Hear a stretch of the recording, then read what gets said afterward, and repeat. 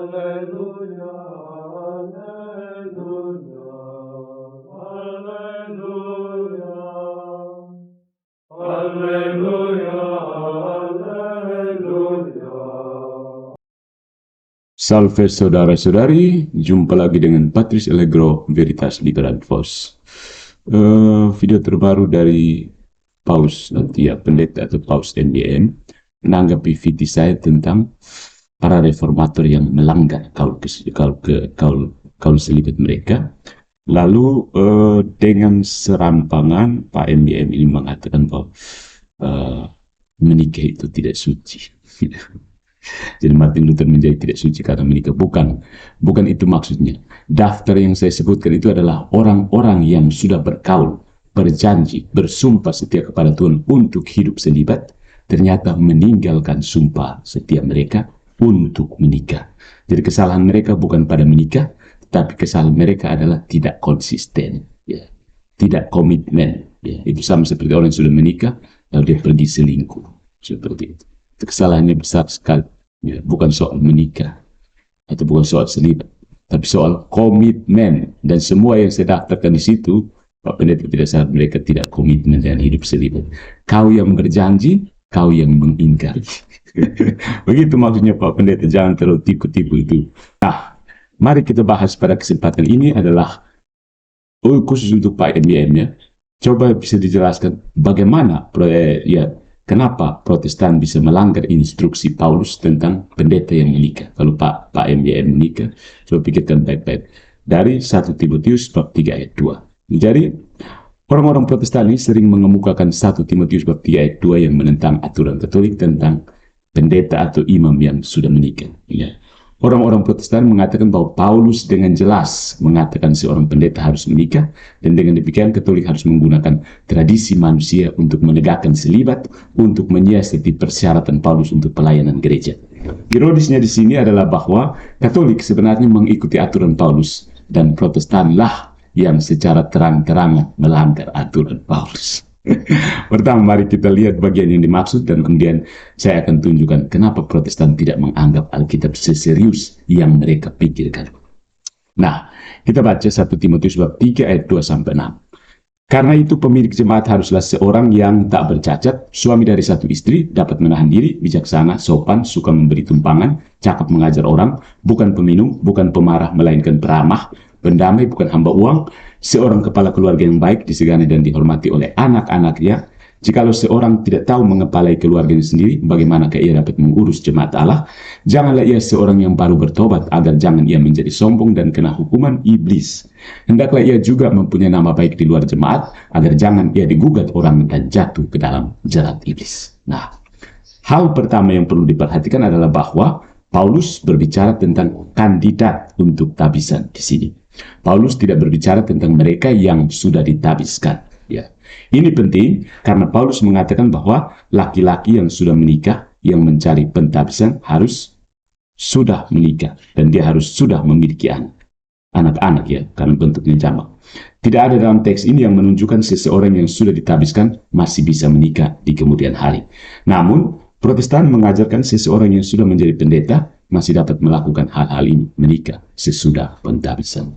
Faktanya, seminari Protestan biasanya terdiri dari para pemuda yang belajar untuk pentabisan, dan dari para pemuda ini banyak dari mereka yang belum menikah, dan bahkan persentase yang lebih besar dari mereka yang belum memiliki anak, ya. Anak-anak, ya. Jadi orang-orang Protestan secara terang-terangan melanggar ajaran Paulus di sini, sambil berpikir bahwa mereka mengikuti ajaran Paulus. Jadi orang-orang Protestan harus berhati-hati ketika menggunakan ayat ini untuk melawan Katolik, karena setiap seminaris Protestan yang tidak menikah atau menikah tanpa lebih dari satu anak, atau bahkan tidak subur, mandul, dengan demikian dilarang untuk ditabiskan berdasarkan logika Protestan mereka sendiri. Lebih jauh lagi, meskipun Protestantisme mengajarkan penabis sendiri, self-ordination, meskipun mereka tidak mau mengakuinya, di mana siapapun yang ingin menjadi seorang pendeta hanya menjadi pendeta dengan kehendaknya sendiri. Sebagian besar denominasi Protestan memiliki persyaratan bagi pria untuk ditabiskan dalam denominasi mereka. salah satu persyaratan yang khas adalah bahwa pria tersebut memiliki beberapa pelatihan seminari formal yang biasanya setara dengan gelar sarjana.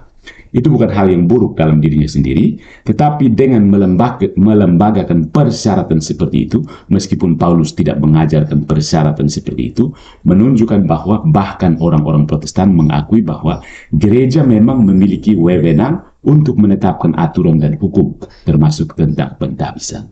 Dengan demikian, Protestan harus berhenti mengatakan bahwa gereja Katolik tidak diizinkan untuk menetapkan aturan dan hukum disiplin, termasuk yang melibatkan hal-hal seputar penabisan. Misalnya, persyaratan selibat. Nah, catatan terakhir yang ingin kita buat tentang pembacaan Protestan dari teks ini adalah bahwa dalam ayat 6 dikatakan seorang pendeta tidak boleh menjadi orang yang baru bertobat. Kalau tidak, dia bisa menjadi sombong dengan kesombongan dan jatuh ke dalam penghukuman yang sama seperti iblis. Kita telah melihat ini sepanjang sejarah gereja. Seseorang dengan banyak semangat, dengan penuh semangat bertobat, dan karena dia memiliki begitu banyaknya semangat, dan mungkin dia popularitasnya karena dia baru saja bertobat, dia akhirnya menjadi sombong, kemudian mulai menjadi menantang atau tidak puas, dan akhirnya sering jatuh dari iman. Banyak orang yang bertobat bahkan hari ini jatuh setelah beberapa tahun ditabiskan. Paulus, bukan ditabiskan, convert, sesudah bertobat. Paulus menunjukkan dosa ini dapat menyebabkan kutukan. Namun, banyak orang Protestan mengajarkan bahwa keselamatan tidak dapat hilang. Jelas bertentangan dengan ajaran Paulus di sini dan di tempat lain. Ini menyinggung salah satu kenapa Protestan itu tidak ikut Paulus sebenarnya. Sekarang, untuk pembacaan Katolik dari teks ini, yang demi kesederhanaan akan kita fokuskan pada bagian suami dari satu istri. Jadi, apa yang dimaksud dengan suami dari satu istri? Pertama-tama, itu tidak bisa mengacu pada poligami. Karena itu bukan benar-benar masalah. Dan tidak ada dalam teks ini yang benar-benar menunjukkan seorang imam harus memiliki istri atau harus memiliki anak. Terutama jika istri pria itu meninggal atau pasangan itu tidak subur, mandul.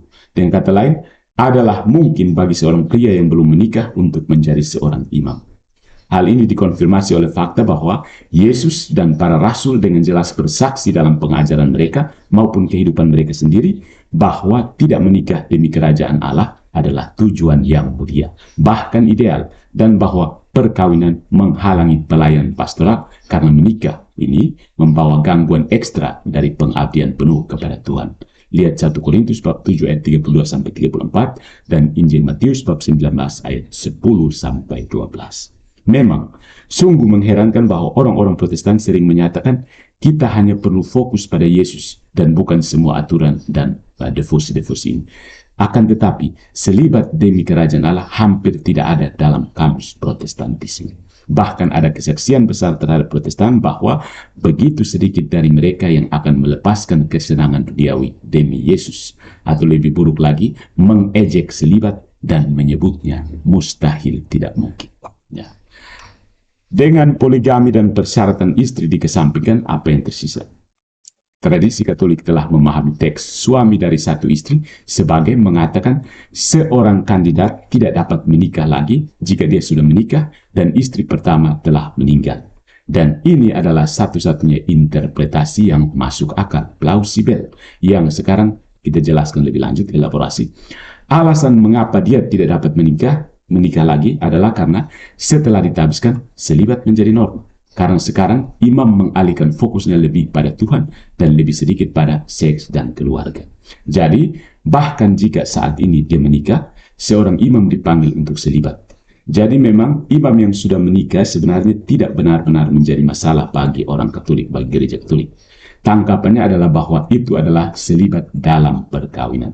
Tapi karena selibat dalam perkawinan tidak begitu mudah, ini berarti lebih baik tidak menikah sama sekali. Seorang pria yang menikah lagi menunjukkan bahwa dia terlalu terikat pada kesenangan duniawi, dan dengan demikian Paulus mengatakan dia tidak cocok untuk pelayanan imam.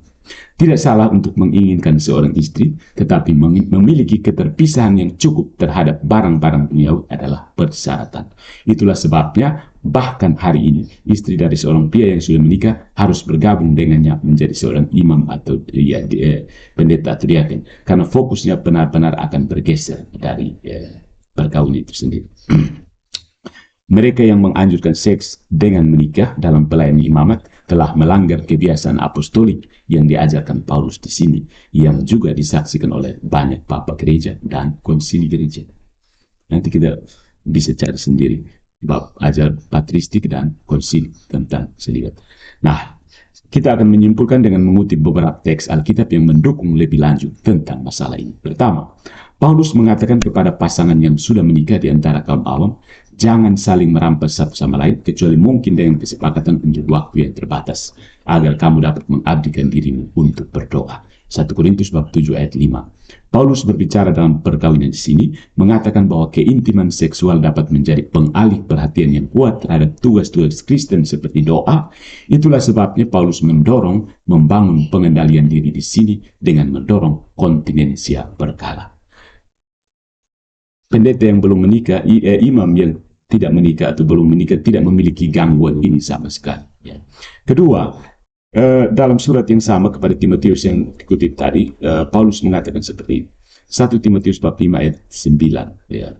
Yang didaftarkan sebagai 9-12. Yang didaftarkan sebagai janda hanyalah mereka yang tidak kurang dari 60 tahun, yang hanya satu kali bersuami, dan yang terbukti telah melakukan pekerjaan yang baik seperti mengasuh anak, memberi tumpangan, membasuh kaki, saudara-saudara seiman, menolong orang yang hidup dalam kesesakan. Pendeknya, mereka yang telah menggunakan segala kesempatan untuk berbuat baik.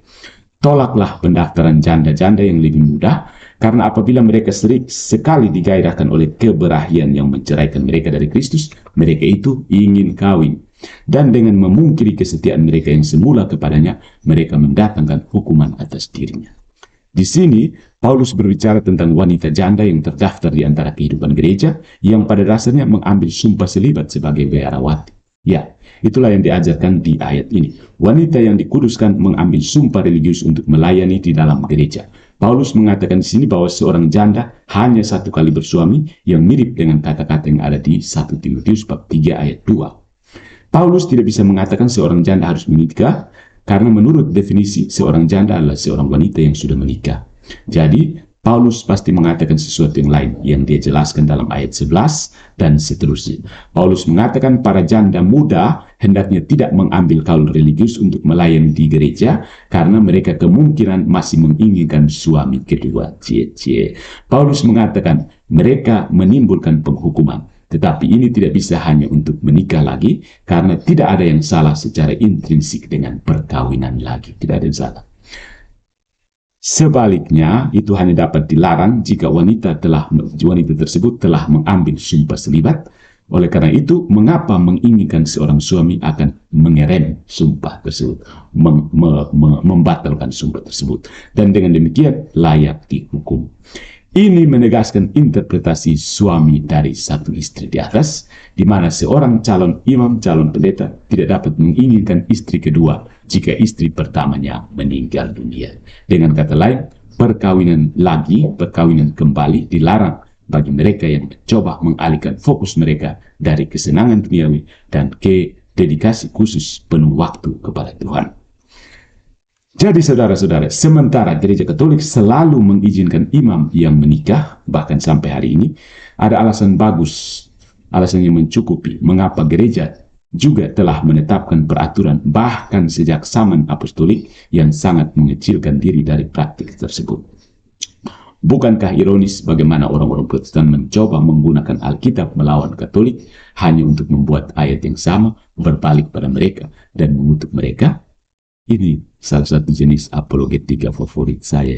Jadi sekali lagi MDM, bukan perkawinan itu lebih suci atau selibat lebih suci, tetapi bahwa sekali berkomitmen harus sampai akhir. Dan yang saya sebutkan orang-orang itu adalah mereka yang sudah komitmen untuk selibat, tapi memilih untuk membatalkan kaul mereka sendiri. Kenapa? Kau yang berjanji, kau yang mengingkari, di situ dosanya. Bukan dosanya kawin atau tidak kawin, no. Gitu ya Pak.